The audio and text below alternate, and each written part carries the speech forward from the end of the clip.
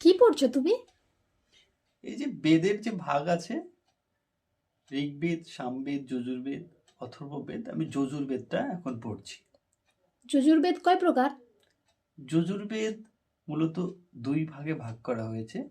একটা হচ্ছে কৃষ্ণ যজুর্বেদ আর একটা শুক্ল যজুর্বেদ। তবে এই যে শুক্ল যজুর্বেদ এবং কৃষ্ণ যজুর্বেদ, এদের মধ্যেও আবার কয়েকটি ভাগে ভাগ করা আছে। যেমন কৃষ্ণ যজুর্বেদকে 4টি শাখায় ভাগ করা হয়েছে। একটা হলো কঠ, একটা হলো কপিষ্ঠল, একটা মৈতরীয় এবং তৈতরীয়। আর শুক্ল যজুর্বেদকে আবার দুটি ভাগে ভাগ করা আছে। একটা হচ্ছে কাণ্ব আর একটা মধ্যদিন।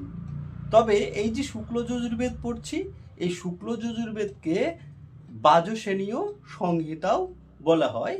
তার থেকে আমাদের আরেকটা বিষয় এখান থেকে মনে রাখা যেতে পারে যে শুক্ল যজুর্বেদ এবং কৃষ্ণ যজুর্বেদের দুজন ব্রাহ্মণের নাম।